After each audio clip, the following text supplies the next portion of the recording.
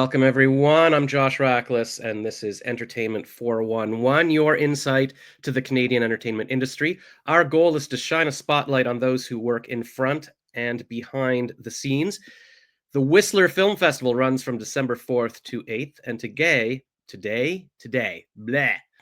I'm so excited I can barely speak. Today, our guest is director, producer, actor, and all right, here's a name I will have to get correctly. Markian Tarasiuk.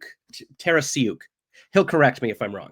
Whose film Hunting Matthew Nichols will be shown at the festival on December 7th and 8th. But first, let's take a look at the festival's latest trailer to get pumped, to get into the mindset, and then we'll welcome Marky into the show.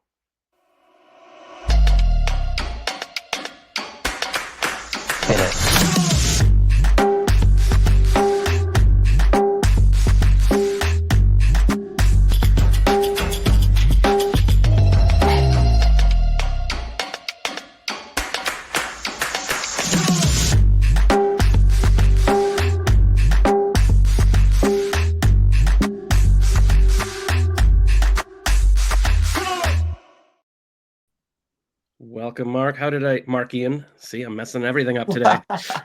It's all good. Yeah. Oh, so close on the last name. Yeah, Tarasuk. So it's just the Tara instead of Tara, and then there we go. Oh, Tara. Yeah, I know I have friends that are named Tara or Tara, and I always say it wrong. I know. Well, yeah. The more complicated way to say my name is Markian Tarasiuk. So I didn't make you do that. So at least, yeah. What ethnicity is that? It's Ukrainian. Ah, man. Okay. All right. Yeah, I wouldn't. Then I will not even try Ukrainian That's names. all good. Markian's all good. Markian Tarasiuk. Hey. I'm here in Ottawa, and there's like tons of Ukrainians in the city, and I've been hanging out at this Ukrainian cafe, they call it, and so maybe the accent is seeping in a little bit. Yeah. You're by osmosis. You're becoming Ukrainian. Exactly. Well, actually, my ancestors are from the Ukraine, a little small town there, so there we go. It's in my blood. Yeah, lot of Ukrainians in Canada. So, and I've been to Ottawa so much too. What a great city! What a great city! It is beautiful. It's growing on me. Yeah, I didn't think, like, I've been here for a few years. I'm like, there's no entertainment industry here, but it's hopping now. They're shooting a lot of Hallmark movies. Yeah, I'm about to come back in Ottawa for January, February, March. So I'm going to be in your city. I'm going to be in your town. All right. Well, I'll have to show you around. I'll show you where all the locations on the Hallmark movies are. You can scout for your next movie. I'm going viral right now. Somebody posted a clip of me in the background of the Hot Frosty movie, and it's got like millions. Oh, there you go. Yeah, that's right. That was filmed in Ottawa. Yeah. Yeah. So there you go. I might maybe they'll shoot a sequel with me as the featured background actor or something, and you can direct it or something. That'd be nice. I'll talk to Netflix. Thank you. I won't veer off too much off the topic. I've been asked to, stick to questions for you, but we'll see where we go. The first question is, like most people in the entertainment industry, you wear numerous hats, and that's just a metaphor because you have great hair. So you don't need to wear hats. Myself, I should be wearing numerous hats. You're a director, producer, actor. Where did it begin for you? What was your journey from actor to director? It's a recent one. I mean, that's a recent journey because this is my directorial debut. And I think like where my journey started, of course, was as an actor. Like first and foremost, when I was a teenager, acting is where I started in acting classes. My parents put me at Manitoba Theatre for Young People in Winnipeg. This is kind of where I got started in this whole love of storytelling, acting, creating, and I think that's like where this comes back to, is around that time when I was making shorts and movies and plays and, all this stuff with my friends back when I was a teenager. That's how I fell in love with this industry. And it's how I fell in love with this craft, if you want to call it that. And I would say throughout then my 20s, I became an actor, mostly in film and television. But what I lost during that time, or the last 10 years, is like as an actor, I don't think it's really that collaborative of a role. Like I see when I step onto set, it's more of like I'm a tool for the director to get their vision up and running. And so I think I was just losing a little bit of that fire and that spark of why I started this whole thing in the beginning. And so, so then during COVID, is when I came up with this idea for this film, and my writer Sean Oliver, who I know is a very talented writer, I kind of pitched him on this, and we started for the last 4 years collaborating again. And I would say, yeah, like this has been so gratifying to know that like I can create, and when you're in a director position, you get to have your hands in everything. You get to collaborate with designers, with actors, with the other producers, with a writer. So it becomes this like really, really fun creation process, and that's what this whole process was for me. I had so much fun again. I think in finding my love of why I do this and storytelling, and hopefully we'll keep going down this path because I found it just extremely gratifying to do as a director. Well, that's awesome. It's good to find your passion. That's the thing. Like some people, they're happy to just act, but if you have the desire to sort of, I guess, really have control over things. I keep thinking that too. Like, would I want to be the writer? I don't want to be the writer in a room and then pass it off, but I don't want to be the actor being told what to do. A director seems like you get to make it all happen. Yeah, it's just like it was the collaboration is what I loved, is because I got to like see so much work from artists that was so inspiring to me. And as an actor, you're just on set, you do your job, you say your lines, and then you're gone, you go home. I don't get to talk to the production designer about, hey, I think this wall wants to be a little bit more bright. It's just those kind of fun conversations that as a director that lends itself to just being more involved in a creative process, which I just find a lot more fun. Yeah. That's awesome. That's what I learned as a background actor. They do not want to hear my opinion on what the talent should do. Yeah. So before we talk about your film Hunting Matthew Nichols, we're going to watch the trailer, and then we'll discuss. So Great. producer, cue the trailer. Two families are desperate for answers after their teenage sons disappeared without a trace. So I think that's why I'm here.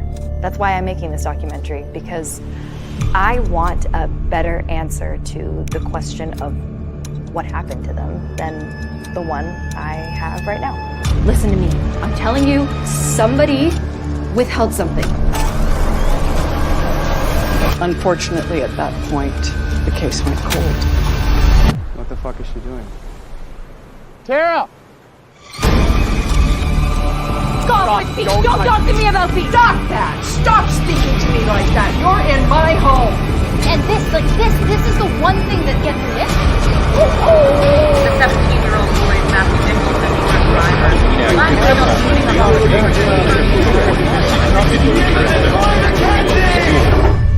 Markian? Yo, dude. Holy fuck. Hey, dude, are you okay? Markian.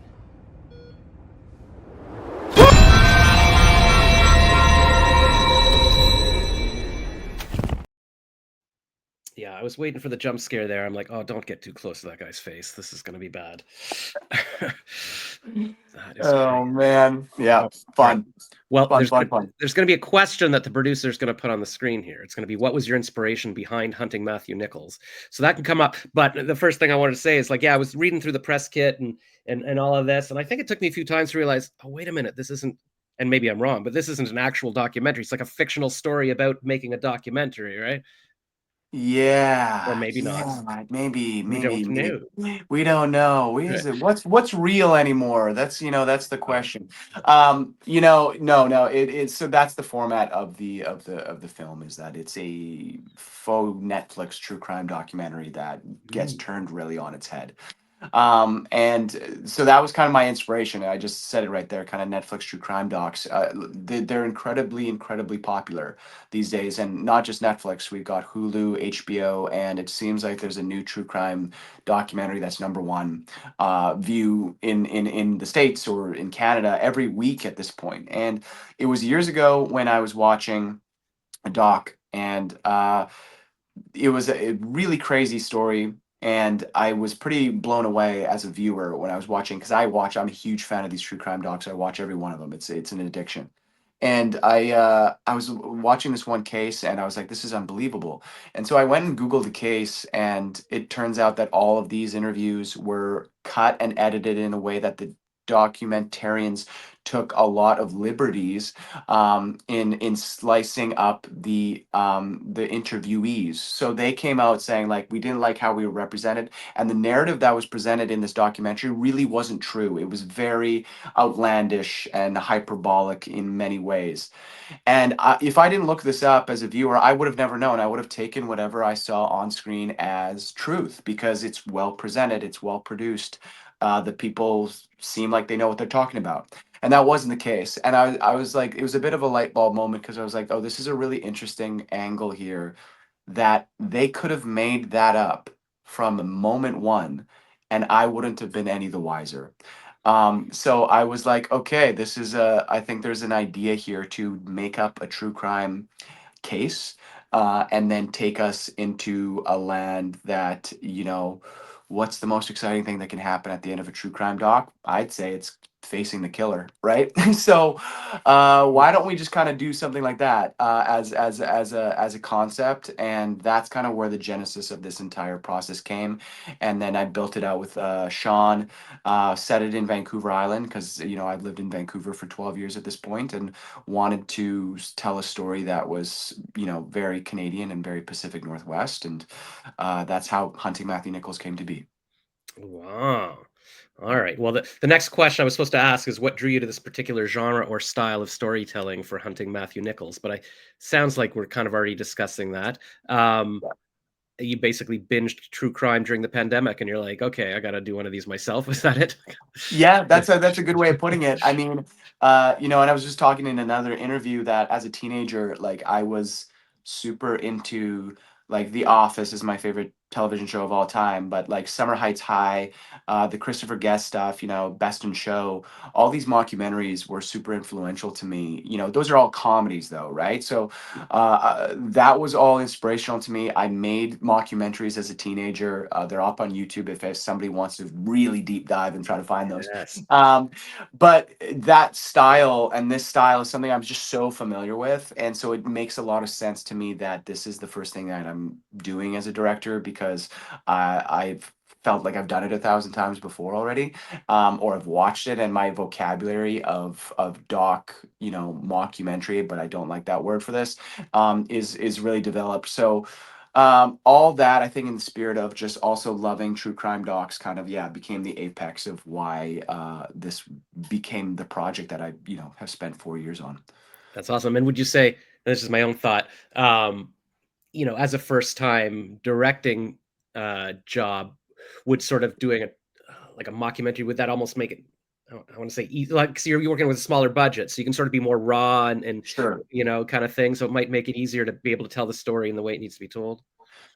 It's harder, and it's easier and it's harder. Like I would say, like there's such a fine balance as a director with a mockumentary or like a faux documentary that you have to find, especially when we're, in this one, I'm not mocking anything. The note to all my actors is this is completely serious, and you have to treat these people as if they are totally real. And so a lot of our process was, when I went on set with all of my actors, I only referred to them as their character names.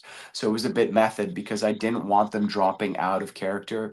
I wanted everyone staying in reality of the circumstance of the story for as long as possible, at least for our entire shoot days, because so it's like, and then the acting for this particular kind of project has to be top notch as well too, because your bullshit meter as an audience member is quite wide. And so as soon as you find out that these are actors, the facade and the kind of the trick that we're trying to do falls away very, very quickly.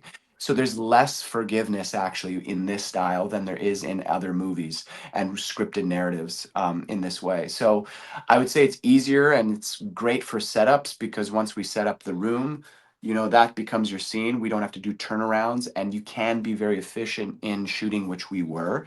But at the same time, there's also less forgiveness in the way in which these things have to be shot, acted, and presented. Because if you're trying to go for reality, that's a much harder thing to do than to somebody that just knows this is a movie. If some of the acting and the writing is bad, whatever, people are much more forgiving. They are totally less forgiving in the found footage genre.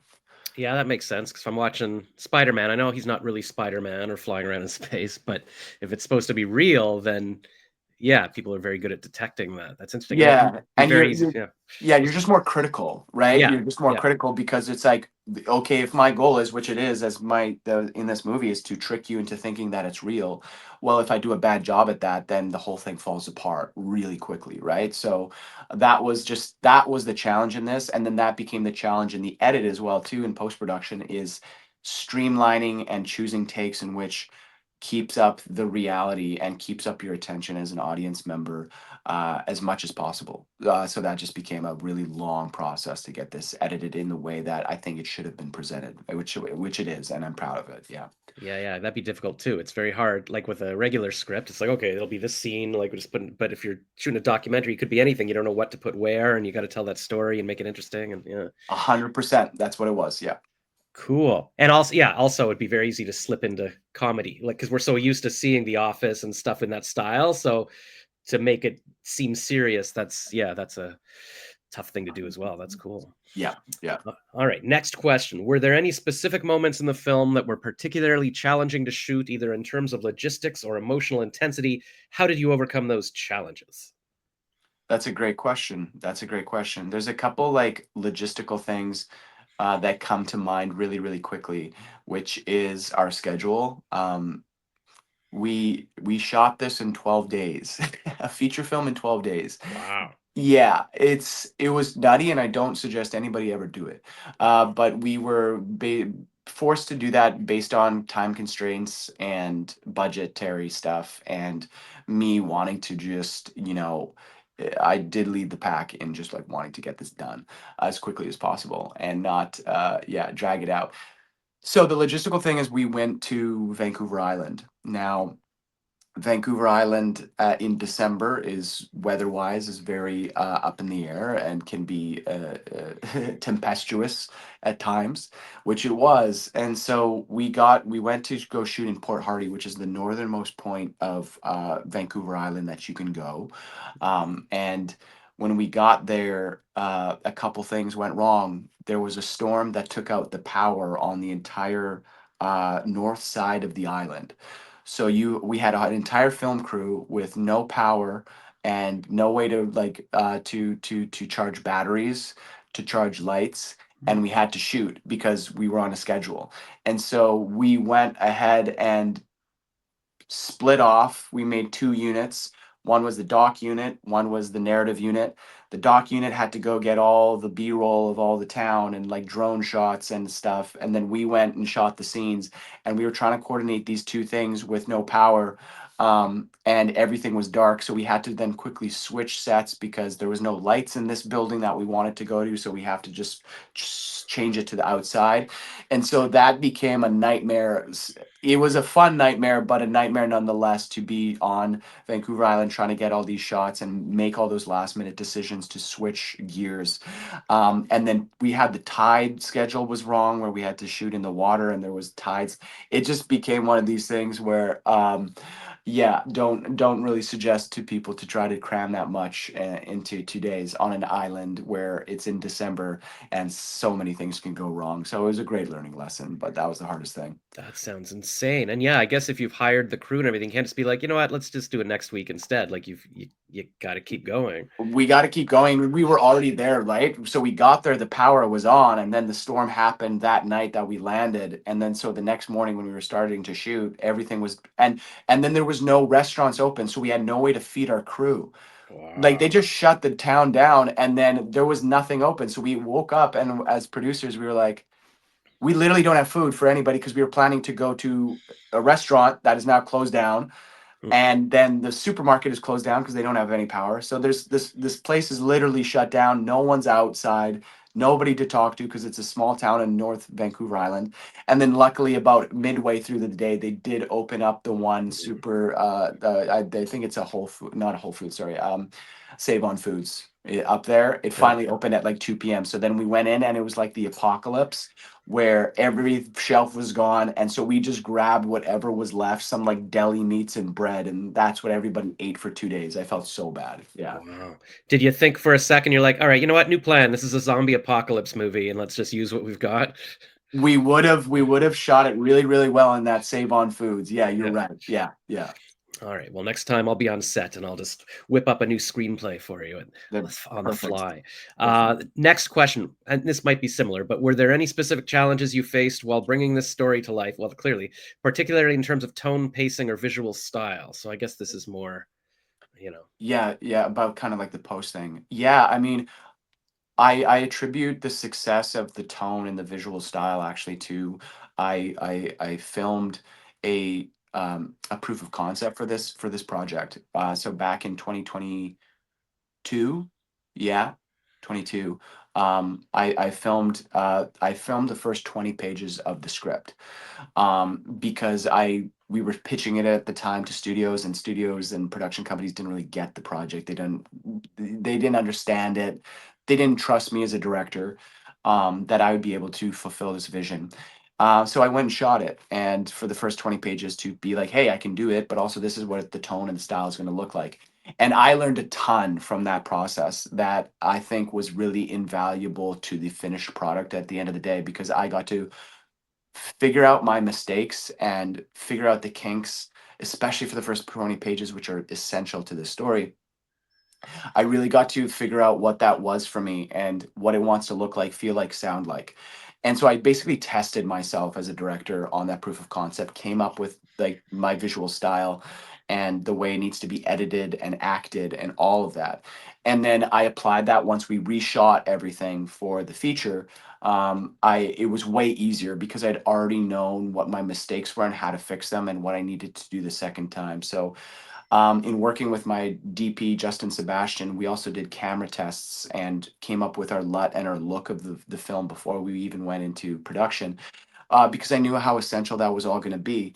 And I just took all the time to make sure that everything as a director was clear, concise, and visually coherent, basically before day one on. And so it made the post process easier. It made the shooting easier because I already knew what I needed and what I wanted. And it alleviated, I think, a lot of stress from a lot of our crew and a lot of our post production crew, because the rules were already set by me early on. So that really, really helped. That's a very good process. Did it at some point when you're shooting the first 20 pages, are you just like, do I even need the studio? Like, let's just keep going and do this on our own? Or what do you think the studio, did you need extra money to sort of to do it properly? We needed extra money. So that Yeah. was one of the learning things, was when I shot it, and we shot it, I think I shot that first 20 pages for like 5 grand or something. And what I wasn't happy with was the way that it looked. That was one of the things. I was like, this doesn't look like what I want it to look like, just in terms of cinematography, lighting, and the color grade, and like the way in which we shot it that first time. Mm. And what that requires, though, to redo it in the way that I want it to look is money, right? So that was one of the things that we were discussing when I was, did that proof of concept. I said, this actually isn't what I want it to look like. And then I would pull references from other movies or other documentaries.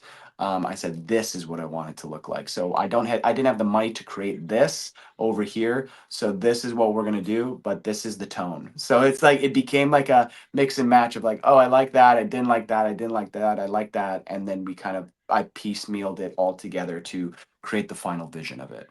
Yeah, because I guess you realize, yeah, you could shoot this on a phone, it's real, but then you realize that's not what people want to see in a movie. Even if it's supposed to be real, it needs to look cinematic to feel real. Yeah, 100%. And I always wanted this movie to be cinematic and to play in theaters, right? So it's like there is a standard as a director or as a visual look of a movie that you need to warrant yourself to be on the big screen, and that was always a focus of mine. So I wanted to make sure that this always met that bar for myself, and we did it. This movie just plays so well in theaters. I'm so happy. That's awesome. All right, next question. Were there any particular influences, whether other filmmakers, genres, or real life events, that you drew upon while working on Hunting Matthew Nichols? Well, I mean, the obvious ones, quickly, like, are the influences just on the form itself, which is the Blair Witch Project, which is Paranormal Activity, Lake Mungo. These are all kind of like seminal genre found footage films that I loved, and I still do love. I love the found footage genre. but at the same time, I wanted to mix it up and make it something unique to the found footage genre space. And so using my influences, which were my favorites, which is Murder on Middle Beach, which is an HBO documentary, incredible documentary. And so that was kind of like our template for the way that we're going to shape this narrative was Murder on Middle Beach. And then the same things of like The Jinx is another huge one. Making a Murderer was another huge one. These kinds of these doc series that I loved and are addicted to that a lot of people got into during the pandemic. Those were my loves, right? So I kind of brought that all together for Hunting Matthew Nichols. And that's why we have the film that we have is because of those influences and because I wanted to create something that I think audiences today are looking for really. I think the horror genre in the last 2 years has had such a resurgence of wonderful, wonderful movies, really, really good. And I think we're a bit on fire in terms of an industry with horror thrillers at this moment. And so that's one part of it. And then the other part of it we're on fire with is true crime docs. So I'm hoping this finds its audience in a really popular way. Yeah, you get both audiences in. Yeah, Double that's the the money. hope. That's the Yeah. hope. Next question. The film seems to involve some intense emotional and physical scenes. How did you prepare the cast and crew for these moments? And what was your approach to directing those high stakes scenes? Luckily, I was just blessed with actors, especially Miranda McDougall plays Tara Nichols, with just wonderful actors who I actually didn't need to do a lot of prep for. The assignment and the script kind of outlined what we're about to do, and she knew what the assignment was and then went full for it. There wasn't a lot of direction that I had to give, to be honest, for those intense scenes. Miranda knew and I knew, so I was also in those scenes, so I guess I could act by example, and show the commitment that I'm going to bring to it. But I didn't need to. She knew exactly how to play that stuff, and like when you write something that says screaming, you know eyes getting gouged out, that's kind of like it, what you have to do as an actor to emulate that pain and suffering. So that like, to be honest, the honest question is not a lot. Like I didn't have to do a lot as a director. Like she was just good enough, and hopefully, and I knew what I needed to do, and that was kind of it. You just go for it. You just go for it and you do it. Yeah. Yeah, I think I've heard them say that directing is like mostly casting. Like cast the right person and then that's the job.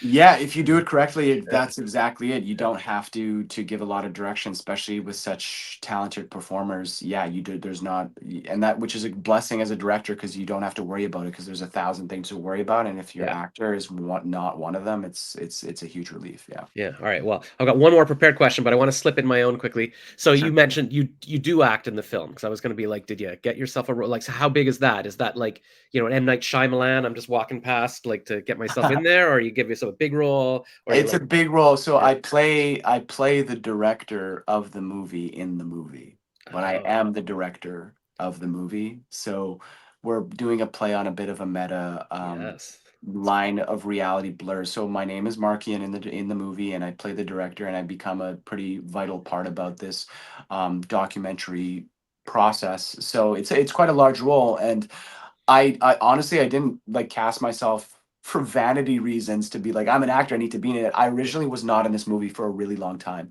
and it was an idea that Sean the writer came up with because we wanted to blur the lines of reality as far blur it as much as possible.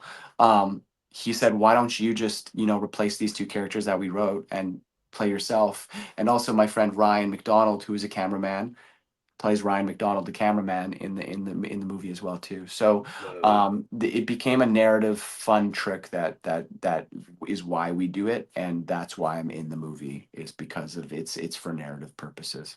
It's not because I want to be in the movie and I'm beautiful. It's for narration. It's It's for me. You have to do narrative, it. not for me. I It's said not no, because of please. me. I said Okay. Yes. no. I don't No, want to but be okay in if I the. must. All right. Why? Right. But if I Yes. must. But if I Yes.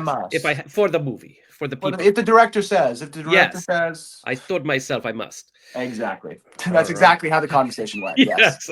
You want to do it? All right, fine. That's awesome. Well, now you've got a calling card for both your acting and your directing, whatever you like. You like the directing here, whatever. Hopefully. Yeah, Yes. that'll be awesome. All right, last official question. How do you feel about the role of film festivals in helping to launch the careers of emerging filmmakers? Do you have any advice for directors who are submitting their films to festivals for the first time? Yeah, film festivals are vital. I mean, like they're the lifeblood of indie cinema still. You know, there's not really a way to get picked up as an independent project without them yet. You know, we don't have that. Yes, we have Tubi, and like there are these things that are starting to pop up in terms of, you know, if you want to distribute your film, you can do it yourself. You know, kind of changing the game, but at the same time, not really. Like film festivals are how you get discovered as a filmmaker, because they're willing to take risks. There's no financial, you know, risk involved for festivals. All the studios and see, you know, indie films as financial risks, but the festivals give you that opportunity to be seen and for audiences to give their reactions and give their opinions on the movie before there's distribution involved and finances. So they are vital. If I have any offer any advice to filmmakers, it would be to really focus in on the festivals you want to go to. And so say you're a genre film, figure out which genre festivals you've got a shot at, because everybody goes for Sundance, TIFF, Tribeca, Cannes. Everybody in the world goes for those festivals, and if you get into them, like great, like try. I'm not saying don't submit to those festivals, but have the contingency of, if you don't get your dreams, which are those festivals, which we didn't, what is your path, right? So then we had to start charting our course and then getting in touch with programmers, updating. Like it's a lot of work to get on the radar of festivals and programmers and build momentum. So get specific is my advice. Yeah. That's good. And I'm sure film festivals, it's just fun. Like you spend all this time writing it and then editing, but now you get to be around people and be on the red carpet and just network and meet people at the coffee shops and everything. They're great. I've been having a ball and I'm looking forward to Whistler. They are so much fun. So if you are a filmmaker, do them, because I've met so many incredible people, made so many connections and new friends. They are really a lot of fun, and everybody's so supportive and going to each other's movies that you feel like you're part of something when you're at a festival, for sure. Yes, it's like summer camp for film people. Yeah. All right. Well, to remind everybody, the Whistler Film Festival runs December 4th to 8th. So that's today until the 8th.